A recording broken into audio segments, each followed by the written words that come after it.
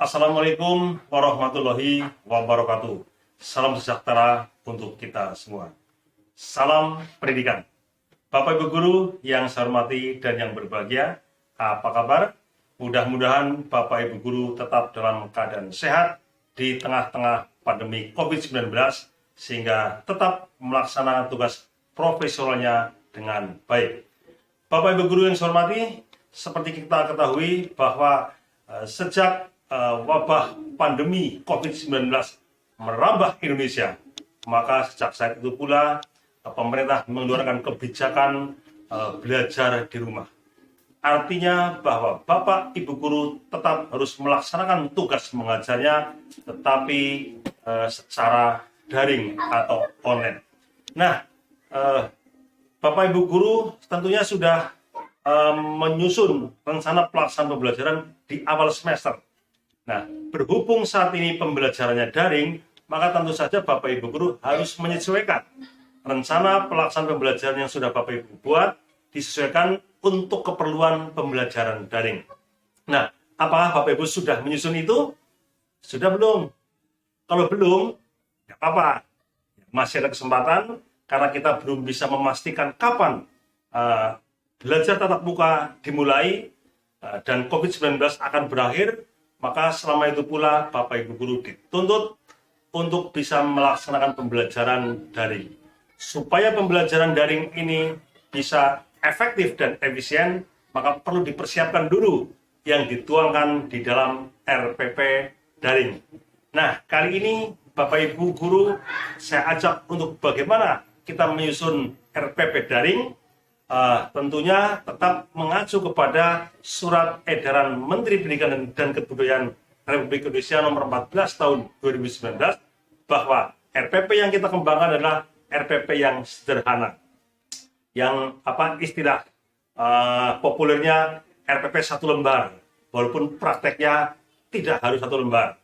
Kalau memang membutuhkan 2 lembar, 3 lembar, tidak apa-apa. Intinya, substansinya bahwa Bapak Ibu Guru supaya menyusun RPP yang simple, sederhana.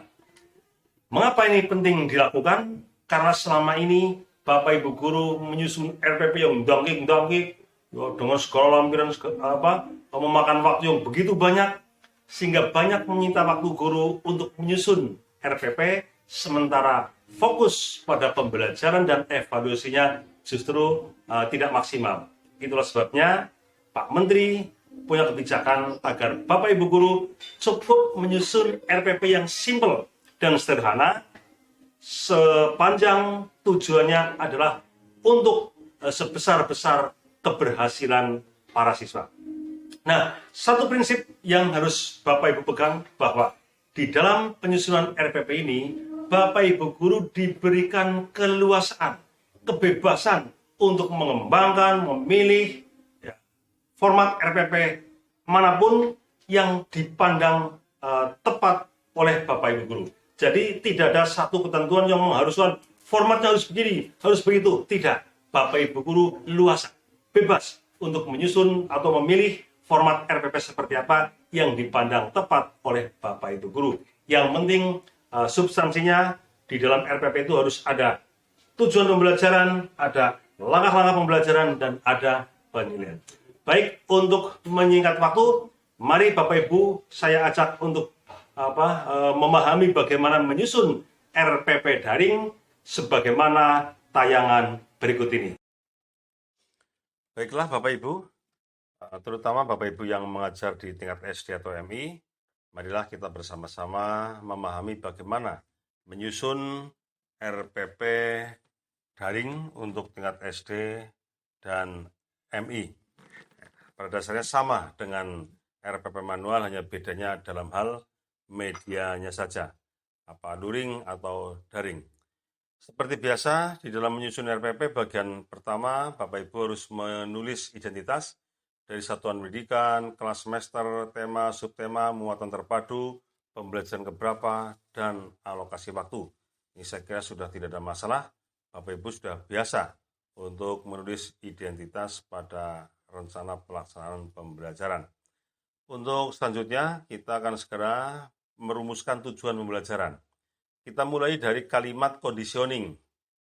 Seperti itu misalnya, setelah melaksanakan pembelajaran daring melalui pengamatan, tanya jawab, dan penugasan individu, siswa mampu 1, 2, 3, dan seterusnya. Nah, rumusan tujuan ini Bapak Ibu tidak usah repot-repot, cukup mengambil dari indikator pencapaian kompetensi. Jadi indikator pencapaian kompetensi yang sudah ada di silabus tinggal diambil saja, dimasukkan ke dalam tujuan pembelajaran.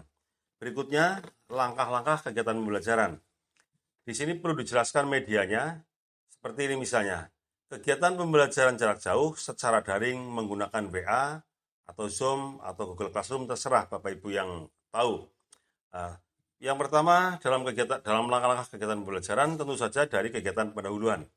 Seperti biasa, ini juga sama dengan kegiatan pendahuluan di RPP manual, hanya di sini bedanya adalah menggunakan media daring. Seperti itu misalnya. Berikutnya Bapak Ibu, setelah kegiatan pendahuluan, seperti biasa kita masuk pada kegiatan inti. Pertemuan pertama, misalnya guru memberikan link materi yang digunakan dalam kegiatan pembelajaran melalui grup WA misalnya. Nah, kemudian siswa mengunduh materinya, kemudian para siswa itu mempelajari materi yang sudah dikirim oleh guru, kemudian peserta didik diberi kesempatan untuk menggali bahasan teks pada buku elektronik siswa mengenai tema yang sudah ditentukan di atas tadi, yaitu interaksi manusia dengan lingkungannya dan keragaman dalam masyarakat. Nah, setelah itu peserta didik difasilitasi guru melaksanakan diskusi tentang interaksi manusia dengan lingkungannya. Nah, jadi sebelum anak itu diskusi, tentu saja Bapak Ibu guru harus membentuk kelompok-kelompok dulu, berapa kelompok yang diperlukan untuk melaksanakan diskusi. Kemudian pada pertemuan kedua, lanjutan dari pertemuan pertama. Kalau di pertemuan pertama ada diskusi, tentunya di pertemuan kedua juga perlu ada laporan hasil diskusi, kemudian dibahas bersama, kemudian para siswa itu juga mengidentifikasi proses-proses dan persoalan-persoalan yang ada di dalam pembelajaran, dan seterusnya. Sampai kepada ini, kegiatan terakhir, yaitu melakukan evaluasi.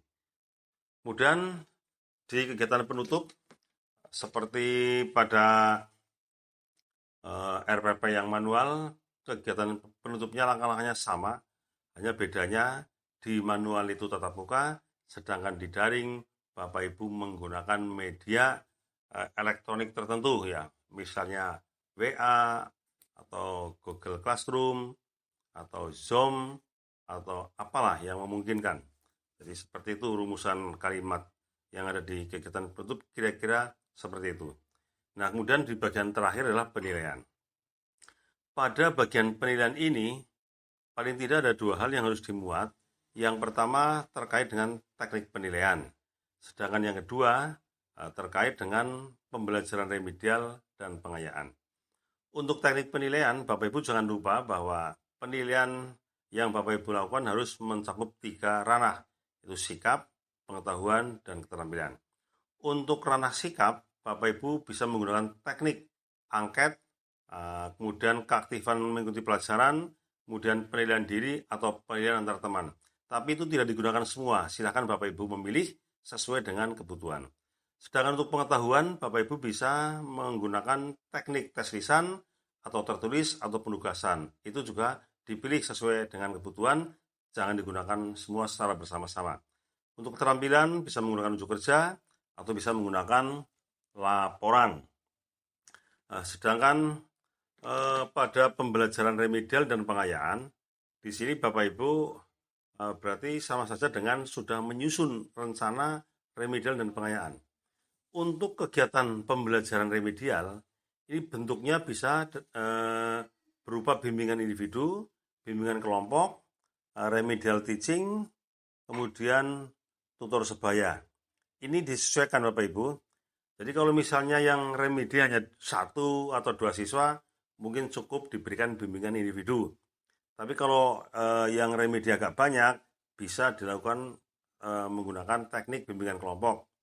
Dan kalau yang remedi itu besar jumlahnya, misalnya lebih dari separuh, maka perlu dilakukan remedial teaching atau pembelajaran ulang.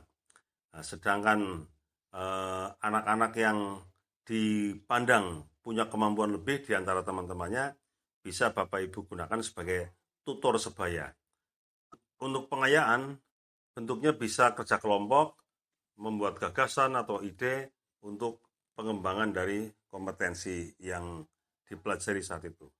Demikian Bapak Ibu, sekilas tentang bagaimana kita menyusun RPP daring. Mudah-mudahan bisa memberikan manfaat kepada Bapak Ibu sekalian.